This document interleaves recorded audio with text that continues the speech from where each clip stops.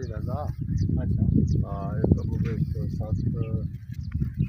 7 ਕਿੱਲੇ ਦੀ ਲੈਣ। ਅੱਛਾ ਇੱਥੇ ਲਿਆ।